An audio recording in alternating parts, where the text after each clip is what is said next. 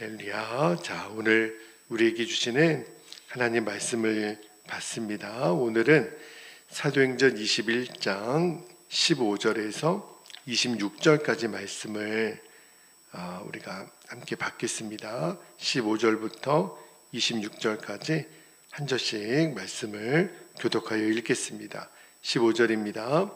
이 여러 날 후에 여장을 꾸려 예루살렘으로 올라갈새 가이사랴의 몇 제자가 함께 가며 한 오랜 제자 구브로 사람 나손을 데리고 가니 이는 우리가 그의 집에 머물려 함이라. 예루살렘에 이르니 형제들이 우리를 기꺼이 영접하거늘 그 이튿날 바울이 우리와 함께 야고보에게로 들어가니 장로들도 다 있더라. 바울이 문안하고 하나님이 자기의 사역으로 말미암아 이방 가운데서 하신 일을 낱낱이 말하니 그들이 듣고 하나님께 영광을 돌리고 바울더러 이르되 형제여 그대도 보는 바에 유대인 중에 믿는 자 수만 명이 있으니 다 율법의 열성을 가진 자라. 내가 이방에 있는 모든 유대인을 가르치되 모세를 배반하고 아들들에게 할례를 행하지 말고 또 관습을 지키지 말라 한담을 그들이 들었도다. 그러면 어찌할꼬 그들이 필연 그대가 온 것을 들으리니 우리가 말하는 이대로 하라. 서원한 네 사람이 우리에 있으니 그들을 데리고 함께 결례를 행하고 그들을 위하여 비용을 내어 머리를 깎게 하라. 그러면 모든 사람이 그대에 대하여 들은 것이 사실이 아니고 그대도 율법을 지켜 행하는 줄로 알 것이라. 25절 주를 믿는 이방인에게는 우리가 우상의 제물과 피와 목매어 죽인 것과 음행을 피할 것을 결의하고 편지하였느니라 하니 바울이 이 사람들을 데리고 이튿날 그들과 함께 결례를 행하고 성전에 들어가서 각 사람을 위하여 제사 드릴 때까지의 결례 기간이 만기된 것을 신고하니라. 아멘. 하나님 말씀입니다. 자, 오늘 새벽에는 아는 것보다 더 중요한 지혜라는 제목의 말씀을 나누고 기도하겠는데, 여러분 사도 바울이 고린도 교회에 편지할 때 고린도전서 12장에 보면 성령의 은사에 대하여 나누는 말씀이 쭉 나와요. 근데 그 중에 8절 말씀을 한번 볼게요. 8절에 보면 두 가지 은사를 언급하는데 8절에 보니까 어떤 사람에게는 성령으로 말미암아 지혜의 말씀을, 어떤 사람에게는 같은 성령을 따라 지식의 말씀을, 이 성령의 은사 중에 지식의 은사가 있고 지혜의 은사가 있다. 둘 다 하나님이 뭐가 옳은 건지, 그죠? 그리고 어떻게 하는 것이 옳은지를 가르쳐주는 은사예요. 자, 지식의 은사도 중요하고 지혜의 은사도 중요한데, 그런데 사실은 지식의 은사보다 지혜의 은사가 훨씬 더 중요합니다. 어떤 점에서 그런지 오늘 그 말씀을 좀 나누려고 그래요. 자, 지금 바울이 3차 전도 여행을 마치고 이제 성령님에 이끌려서 예루살렘으로 가는 도중에 있는데, 사람들은 알았어요. 예루살렘으로 올라가면 바울이 결박을 당하고 환난을 당할 것이다. 이거는 누가 알게 하셨냐면 성령님이 알게 하셨어요. 무언가를 알게 하셨으니까 이들에게는 지식의 은사가 있었다는 거예요. 자, 그런데 그러면 바울이 예루살렘에 가서 결박당하고 환난당할 것을 알았어요. 그러면 어떻게 하라는 거예요? 환난을 피하라는 거예요? 아니면 그래도 담대히 받아들이라는 겁니까? 두 번째요. 환난이 기다리고 있다 하더라도 담대히 받아들이고 예루살렘으로 올라가라. 그렇죠? 그것까지 알아야 그게 지혜의 은사예요. 그런데 사도 바울 주변에 있는 제자들은요, 지식의 은사는 있었지만 지혜의 은사는 없었어요. 그러니까 잘못 판단했죠. 그런데 바울은 지식의 은사도 있었고 그 위에 지혜의 은사도 있었던 거예요. 다시 말하면 하나님의 뜻이 무엇인지를 정확히 알았던 거죠. 그래서 담대히 예루살렘으로 올라갑니다. 그러니까 어떤 것을 안다는 것이 보다 더 중요한 것이 있어요.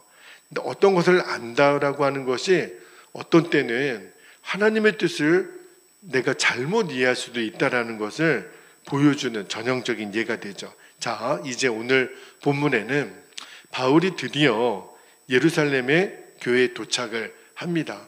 이제 선교 사역을 감당하고 이제 파송교회로 다시 왔으니 선교사가 뭐예요? 선교 보고를 하지 않겠습니까? 근데 이때도요, 바울의 지혜가 잘 드러나요. 오늘 우리에게 주시는 중요한 메시지인데, 자, 바울이 3차 전도 여행까지 마치고 돌아와서 선교 보고를 하니까 그때 당시에 예루살렘 교회 담임 목사님이 야고보 사도이거든요.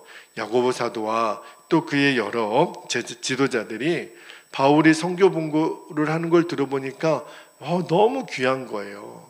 너무너무 수고했고 그래서 참 귀하다, 잘했다, 바울의 보고를 기쁘게 받았는데, 근데 한편으로 야고보나 또 예루살렘 교회 지도자들이 마음이 불편한 구석이 있었어요. 왜 그러냐면 예루살렘 교회 안에 바울을 싫어하는 유대인들이 너무 많았다는 거예요. 그런데 왜 그들이 바울이 싫었냐면 그 이유가 21절에 나와요. 21절에 보면 그들이 바울을 이렇게 비난합니다.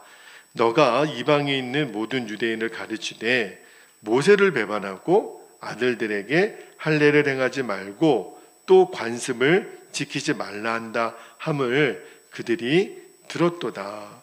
여러분, 오늘 본문에 보니까 당시 예루살렘 교회는 수만 명이 모일 정도로 엄청나게 부흥을 했어요. 그런데 어떤 분위기가 있었냐면 유대인들에게 복음을 전할 때 그들의 마음을 얻기 위해서 뭘 허용을 했냐면 율법을 지켜야 되고 할례를 행해야 되고 관습을 지켜야 된다. 그죠?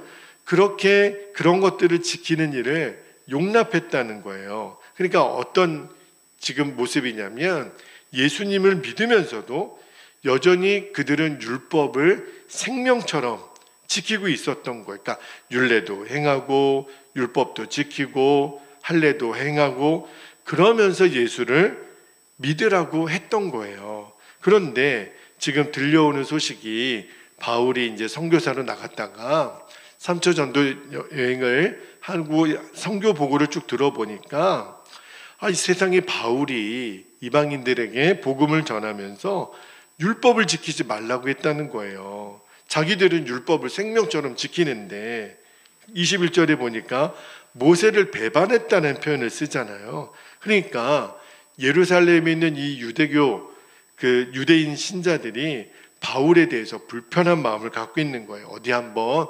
와봐라. 내가 바울을 만나면 우리가 바울을 한번 따지자. 이러고 있었던 거예요. 그러니까 당시 예루살렘 교회의 이제 지도자였던 야고보 사도가 난감한 겁니다. 왜냐하면 틀림없이 바울이 와서 선교 보고를 하는 거를 이제 온 성도들이 들으면 이거 불편하게 여길 텐데 어떻게 하면 될까? 그래서 야고보 사도가 바울에게 제안을 하는 거예요. 어떤 제안을 했냐면 오늘 말씀을 제가 간단하게 요약해 드리면 그러니까 야고보가 바울에게 이렇게 말합니다. 당신이 율법을 지킨다는 것에 대해서 우리 교인들에게 좀 알립시다. 그러니까 바울이 율법을 안 지키는 사람이 아니라 지키는 사람이다. 그러면서 예를 드는 게 네 사람과 결례를 행할 때 바울도 같이 하라는 거예요. 그리고 그 결례에 들어가는 비용이 있거든요. 그 비용을 바울 보고 부담하라는 거예요. 그러면 그 모습을 보고 바울도 율법을 잘 지키는 사람이구나. 그렇게 알지 않겠느냐고. 그러니까 이런 거예요. 누이 좋고 매부 좋고 그냥 이렇게 이 교회 성도들이 원하니 그렇게 바울도 한번 합시다. 이런 제안을 야고보 사도가 바울에게 했다는 거예요. 자, 그런데 오늘 이 대목에서 사실 사도 바울은 이 율법을 지키는 문제로 인해서 예루살렘 교회 성도들로 이런저런 이야기를 듣는 것이 좀 억울한 느낌이 있을 수 있어요. 왜냐하면 여러분, 바울이 율법을 지키지 않아도 된다, 이 말씀은요, 마음대로 율법을 어겨도 된다라는 게 아니에요.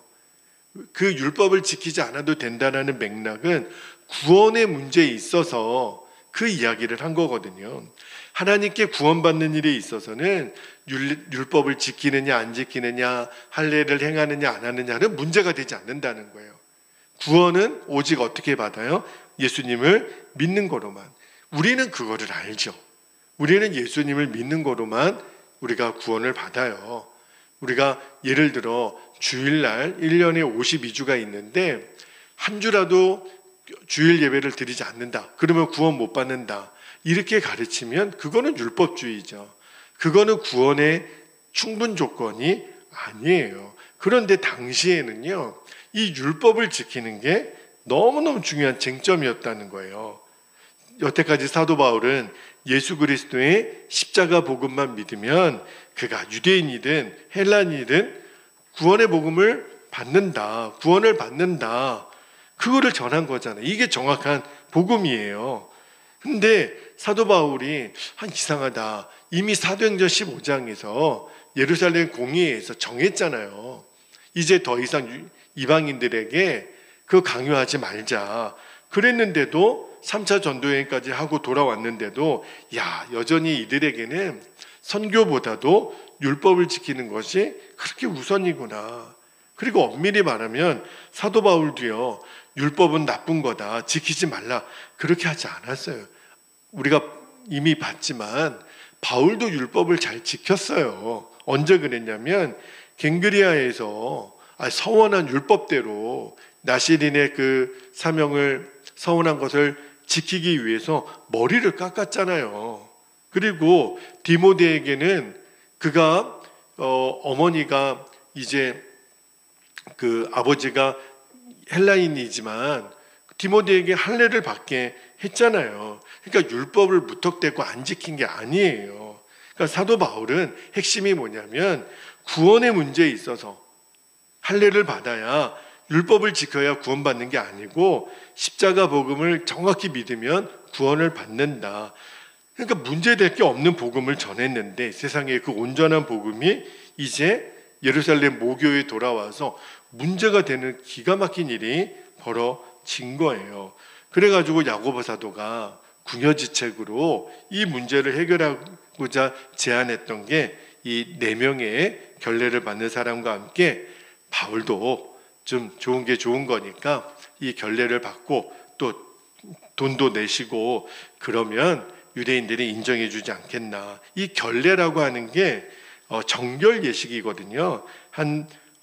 보통 한 달 정도 진행이 되는데 그게 끝날 때쯤 머리를 깎는 풍습이 있었던 것 같아요. 그 기간 중에는 금욕 생활을 하고, 그리고 이제 그 결례 기간이 끝나면 제물을 드리는데 비용이 만만치 않았던 것 같아요. 보통 이때는 부자가 가난한 자들을 위하여 대신 비용을 대는 것을 그러니까 신앙의 덕으로 삼았다 그러는데, 이제 바울이 그렇게 머리도 깎고 결례에 필요한 비용을 내면 유대인들이 이제 바울도 율법을 중요하게 여기는구나, 그렇게 여기지 않겠느냐. 그리고 이제 야고보 사도가 바울에게 제안을 한 거죠. 자, 여러분, 이러한 제안을 받았던 바울의 마음이 어땠을까요? 도대체 이분들은 왜 이러나, 그죠? 그러니까 바울에게 굉장히 시험에 들 만한 일이잖아요. 바울이 잘못한 게 없었죠. 오히려 잘했어요.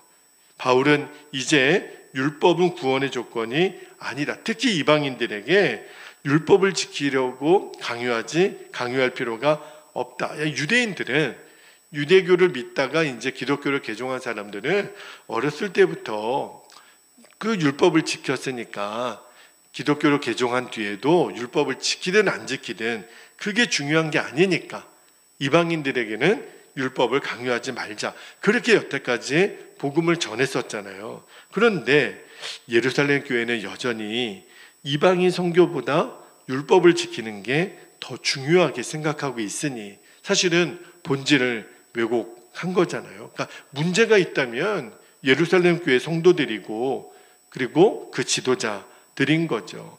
아니, 온전한 복음을 전한 것도 아니면서 오히려 온전한 복음을 전했던 사도 바울을 비난하는 꼴이 된 거예요. 그러니까 바울이 억울하죠. 할 말도 많았을 거예요. 게다가 그 힘들고 어려운 전도를 선교를 마치고 왔는데 칭찬은 못 해줄 망정 막 죄인 취급하고 있으니까 바울이 너무너무 답답하지 않았겠습니까? 여러분, 바울이 보통 사람이 아니잖아요. 얼마나 공부를 많이 하고 논리적이고 그리고 얼마나 치밀한 사람인지. 그러니까 바울도 내가 한번 따져볼까? 그런 마음이 왜 없었겠어요. 게다가 이방인들에게 율법이 구원의 조건이 아니라고 지금까지 가르쳤는데 이제는 율법을 엄격하게 지키는 모습을 보여주라 그러니까, 그러면 나중에 이방인 교회에 이 사실이 전해지지 않겠습니까? 그러면 여태까지 바울이 했던 사역을 부정하는 것과 같은 그런 느낌도 줄 수 있으니까, 그러면 앞으로 바울의 선교 사역에 오히려 지장이 생길 수도 있잖아요. 그보다 더한 핍박을 받으면서 이제까지 복음을 증거하고 왔는데, 그죠? 자, 이제 제가 이렇게 좀 배경 설명을 장황하게 좀 드린 이유가, 왜 지혜의 은사가 지식의 은사보다 귀한가? 이미 예루살렘으로 가는 모습을 통해서도 한번 여러분에게 드린 거지만, 이 예루살렘에 와서 선교 보고를 한 다음에 일어났던 일에 대해서, 제가 이제 내일 그 말씀을 좀 자세하게 드릴게요. 우리에게도 얼마든지 이런 문제가 생길 수 있기 때문에 바울을 통해서 그 지혜를 배우기를 원하는 거예요. 내일 새벽에 말씀드리겠지만 바울이 어떻게 하죠? 이 제안을 받아들입니다. 그런가요? 알겠습니다. 그런데 바울은 그 제안을 받아들이면 여태까지 했던 사역도 부정되고 이방인 교회에도 영향이 있을 것을 왜 몰랐겠어요? 그런데 바울은 그 제안을 받아들입니다. 그렇다고 그냥 무턱대고 그렇게 따라만 했던 것은 아니에요. 그것을 통해서 이제 하나님의 영광을 드러내는데, 이번에도 바울에게는 지혜의 은사가 있었다는 거예요. 그 부분에 대해서는 제가 내일 다시 한번 말씀을 드릴게요. 어떤 맥락에서 지혜의 은사가 성경적인 의미로 중요한 것인가를 내일 제가 한 번 더 말씀을 나누고 기도하겠습니다. 오늘 주신 그 말씀 배경 설명 가지고도 우리가 붙들고 기도할 제목을 붙잡고 기도하겠습니다. 이제 두 가지 기도 제목을 나누고 기도할게요. 첫 번째는, 여러분, 내가 안다고 하는 것의 이 지식의 차원을 이제 넘을 줄 알아야 됩니다. 어떤 때는 내가 아는 것 때문에 하나님의 뜻을 망칠 수가 있어요. 그래서 하나님의 뜻을 이루는 지혜의 은사를, 지식의 은사뿐만 아니라 지혜의 은사도 우리가 구해서 하나님의 뜻을 정확히 알게 하여 주십시오. 그렇게 우리가 기도하기를 원하고요. 두 번째는 말씀을 준비하다가 최근에 우리나라 국정이 너무 어렵습니다. 그래서 오늘은 우리 나라와 민족의 지도자들을 위한 기도를 함께 드렸으면 좋겠어요. 어떠한 문제를 해결할 때 우리가 극으로 치달아서 서로 싸우려고만 하지 말고 하나님이 주시는 지혜로 감당하게 해주시도록. 물론 그들은 하나님을 믿지 않는 사람들도 많아요. 그리고 믿어도 어떤 이념과 이데올로기가 하나님의 권위보다 더 중요하게 여기는 사람들도 있더라고요. 주님, 정말 우리나라 민족의 지도자들에게 지혜를 주십시오. 정말 하나님의 뜻이 무엇인지를 하나님을 경외함으로 이 나라와 민족을 섬길 수 있도록. 지도자가 흔들리니까 나라가 너무너무 힘들어요. 주님, 정말 지도자들을 주님 붙잡아 주시도록, 절대 그릇된 선택을 하지 않고 하나님의 지혜의 마음을 제발 품고 그들이 순종할 수 있도록 우리가 오늘은 나라와 민족의 지도자를 위해서도 꼭 함께 기도할 수 있기를 축복합니다.